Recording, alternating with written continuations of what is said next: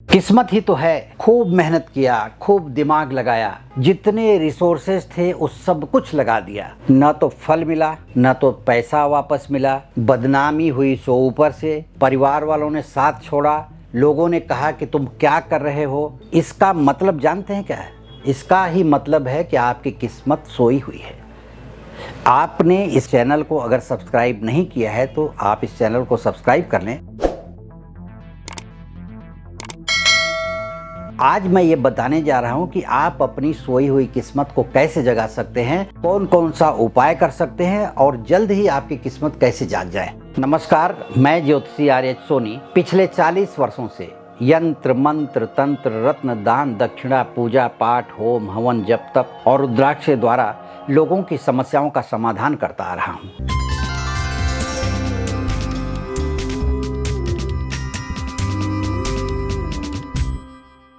ये सब तो ग्रह नक्षत्रों का खेल है, इसमें आपकी कोई गलती नहीं है। जिस दिन आपकी किस्मत जागेगी उस दिन बिना भागे दौड़े आपका सब काम होता चला जाएगा। आप ऑब्जर्व कीजिए, आपने देखा होगा कि बहुत से ऐसे लोग हैं जिनके पास बहुत कुछ है, धन है, दौलत है, शक्तियां हैं, उसके बावजूद भी वो अपने काम में सफल नहीं हो पा रहे हैं। और कुछ लोग ऐसे हैं जो बिना मेहनत के सफल होते जा रहे हैं, यानी वो जहां भी हाथ लगाते हैं वह मिट्टी भी सोना हो जाती है। इसी को कहते हैं किस्मत। जब किस्मत जाग जाएगी तो आपके हाथों से छुई हुई मिट्टी भी सोना बन जाएगी, इसको कोई रोक नहीं सकता। जब कभी भी आप ये महसूस करते हैं कि आपकी किस्मत आपसे रूठ गई है तो आप ये समझिए कि आपको अपना काम करते करते आपको सबसे पहले चाहिए कि सोई हुई किस्मत को कैसे जगाया जाए, उसके लिए क्या उपाय किया जाए, उसके बारे में सोचना।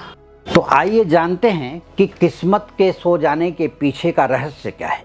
तो रहस्य यह है ग्रह नक्षत्र। ब्रह्मांड में घूम रहे, विचरण कर रहे ग्रह नक्षत्रों की स्थिति जैसे जैसे ऊपर या नीचे होती है वैसे वैसे ही मनुष्य के जीवन में ग्रह नक्षत्रों की तरह से ही मनुष्य की जिंदगी में उतार चढ़ाव आता है। और यह उतार चढ़ाव जब ग्रह नक्षत्र के शुभ और अशुभ होने के कारण व्यक्ति के जीवन से बहुत ही गहरा संबंध होता है।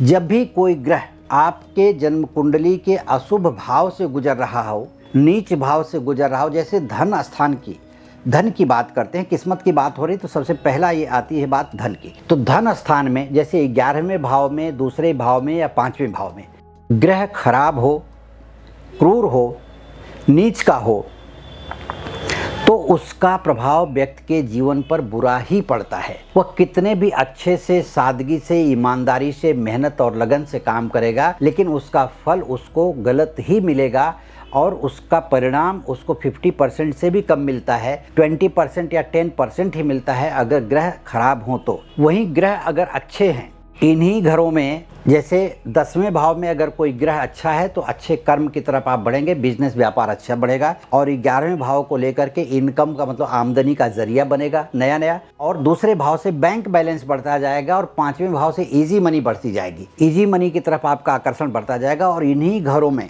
जन्म कुंडली के, देखिए मैं जन्म कुंडली समझा रहा हूँ, आप समझ पाएँ तो ठीक, नहीं समझ पाएँ तो इसे इस तरह समझिए कि आपके जीवन में अगर पैसों की स्थिति खराब होती जा रही है तो इसका मतलब है कि दूसरा, 11वां और 5वां ये तीनों घर खराब स्थिति से गुजर रहे हैं या इनमें से कोई ग्रह खराब गुजर रहा होगा, बस इतना ही ध्यान रखिए।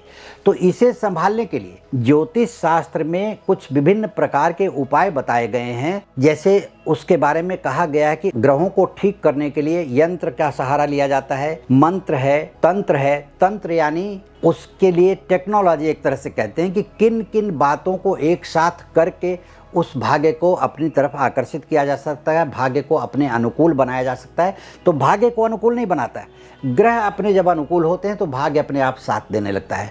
तो उपाय में मैं बता रहा था कि यंत्र मंत्र तंत्र रत्न भी धारण किया जाता है, पूजा पाठ, होम हवन जप तप एवं रुद्राक्ष, ये सभी चीज़ें मिल करके आपको एक व्यवस्थित और पूरा मजबूती के साथ आपको वहाँ खड़ा करते हैं जहाँ से आपको किसी भी प्रकार की नकारात्मक ऊर्जा यानी ग्रहों की नकारात्मकता का प्रभाव नहीं पड़ता और आप अपने काम को व्यवस्थित करते जाते हैं जिससे आपकी सोई हुई किस्मत जाग जाती है। तो अब मैं आपको इसी तरह के कुछ उपाय बताऊंगा जिसे करके आप अपनी सोई हुई किस्मत को जगा सकते हैं ताकि आप जीवन में सब सुख पा सकें।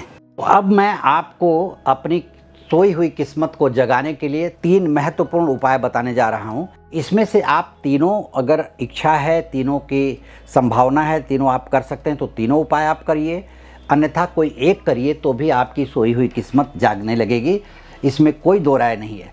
सबसे पहली बात होती है कि आप श्री यंत्र का पूजन करें। क्रिस्टल के श्री यंत्र का कम से कम वो श्री यंत्र 2.5 इंच ऊंचा होना चाहिए। 2.5 इंच ऊंचे श्री यंत्र का पूजन शुरू करें। 2.5 इंच ऊंचा, 2.5 इंच लंबा, 2.5 इंच चौड़ा, इस तरह का अगर श्री यंत्र मिलता है क्रिस्टल का, स्फटिक का श्री यंत्र, तो इसको विधिवत प्राण प्रतिष्ठित करवा करके, किसी ब्राह्मण के द्वारा प्राण प्रतिष्ठित करवा करके इसकी आप पूजा शुरू करें। और यह पूजा करने के बाद में देखिए, मैं आपको समझाता हूँ कि ब्राह्मण देवता पूजा करके चले जाएंगे, लेकिन इनको आपके घर में रखना, इनकी नियमित पूजा करना वो आपकी जिम्मेदारी है। तो श्री यंत्र को रखें कहाँ? तो चांदी की कटोरी हो, तांबे की कटोरी हो, स्टील की कटोरी हो, कोई भी हो, यथाशक्ति उसमें आप चावल को पीला करके उसमें भर दें, उनके ऊपर आप इस श्री यंत्र को रख दें। आसन होगा पीले चावल का, या कमल का फूल नियमित अगर मिल जाए तो इस कमल के फूल पर रखें।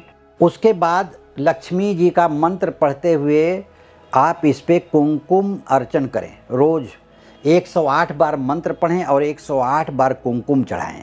ओम श्रीं ह्रीं महालक्ष्मी देव्ये नमः, फिर कुमकुम चढ़ा दिया आपने। ओम श्रीं ह्रीं महालक्ष्मी देव्ये नमः, फिर कुमकुम चढ़ा दिया आपने। इस तरह 108 बार कुमकुम अर्चन करना चाहिए। उसके बाद में आप फिर प्रणाम करके अपने काम पर चले जाएं। नित्य सुबह या रात को एक नियम बना लें कि आप पूजा कब करेंगे। रात्रि की पूजा ज़्यादा सफल होती है श्री यंत्र की, या सूर्योदय के समय की पूजा सफल होती है। जब भी आप कर सकते हैं करें। और पूर्णिमा के दिन फिर से वो चावल बदल दिया जाना चाहिए। उसके साथ जो कुमकुम है अपने माथे पर लगाने के लिए उपयोग में ला सकता है आपका पूरा परिवार, या कोई उपयोग में नहीं लाना चाहता तो चावल और कुमकुम बहते हुए पानी में अर्पित कर दें। फिर नया चावल लें, फिर इस श्री यंत्र को उसके ऊपर रखें। फिर ये नियमित कार्यक्रम चलना चाहिए आपकी ज़िंदगी में।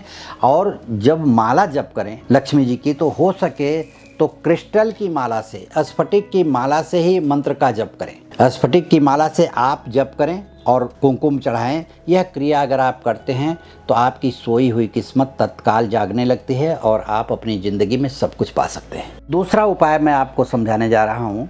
यह उपाय है रत्न धारण से संबंधित। जन्म कुंडली के अनुसार सोई हुई किस्मत को जगाने के लिए, रूठी हुई किस्मत को मनाने के लिए आप अपने जन्म कुंडली के अनुसार रत्न भी धारण कर सकते हैं। लेकिन एक बात मैं यहाँ समझाना चाहता हूँ कि कभी कभी ऐसा होता है कि भाग्य को जगाने के लिए किसी रत्न की आवश्यकता होती है, आपके कर्म के अनुसार, आपके भाग्य के अनुसार, आपके जन्म कुंडली के अनुसार, लेकिन वह रत्न सूट नहीं करता। इसमें समझना ऐसा चाहिए कि कोई भी रत्न अगर सूट नहीं करता हो तो उसके साथ उसका एक कारक रत्न और एक कारक रत्न, 3 रत्नों की एक श्रृंखला बना करके उसको धारण किया जाए। जैसे किसी व्यक्ति की किसी से पहचान है और आपका कोई काम है, आपके दोस्त की तीसरे व्यक्ति से पहचान है और आपका काम तीसरे व्यक्ति से जो आपको पहचानता नहीं, और आप जाएंगे तो आपको खड़ा भी नहीं करेगा।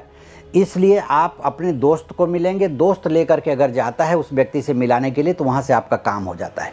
ये 3 का एक सर्कल बनता है।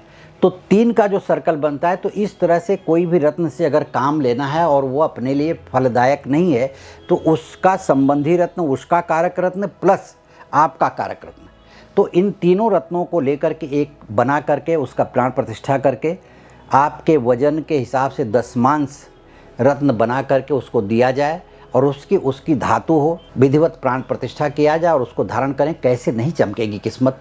अरे कितनी भी सोई हुई किस्मत होगी, वो रूठी हुई होगी, वो जाग जाएगी, मान जाएगी और आपकी किस्मत साथ देने लगेगी। इसके अलावा आप कुबेर यंत्र की पूजा करें, लक्ष्मी यंत्र की पूजा करें। धन प्राप्ति के लिए लक्ष्मी और कुबेर की पूजा अति आवश्यक पाई जाती है।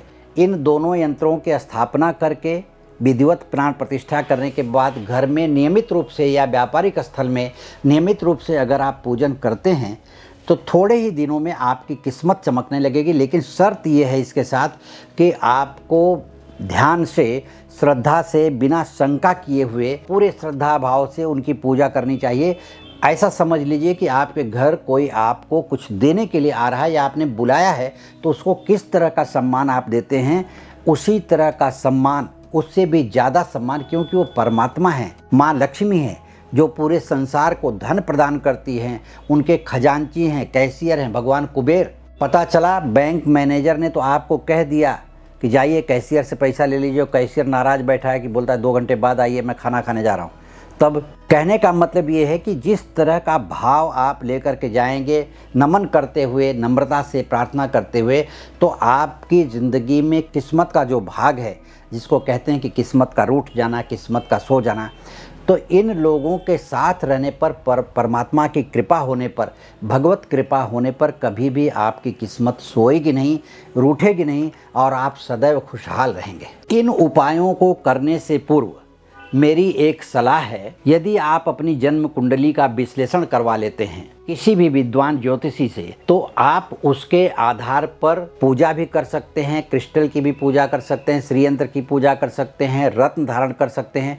क्योंकि रत्न में विशेष बात देखी गई है कि बिना जन्म कुंडली के विश्लेषण के रत्न नहीं पहनना चाहिए, या बैठ करके अपनी समस्याओं को एक साथ विद्वान ज्योतिषी के पास कह करके कि हमारे साथ ऐसा इस समय हुआ, ऐसा इस समय हुआ, ऐसा इस समय, तो एक विद्वान ज्योतिषी आपकी गणनाओं को लेकर के आपकी ज़िंदगी का आकलन करता है।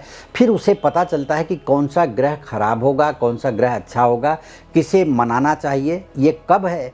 जब जन्म कुंडली नहीं हो तो। लेकिन जन्म कुंडली है तो तुरंत विश्लेषण करके आपको गाइड किया जा सकता है कि आप किस रत्न से अपने भाग्य को चमका सकते हैं, किस्मत को जगा सकते हैं। तो अपनी जन्म कुंडली का विश्लेषण करवाने के लिए या मुझसे व्यक्तिगत रूप से संपर्क करने के लिए इस वीडियो के नीचे दिए गए लिंक पर क्लिक करें।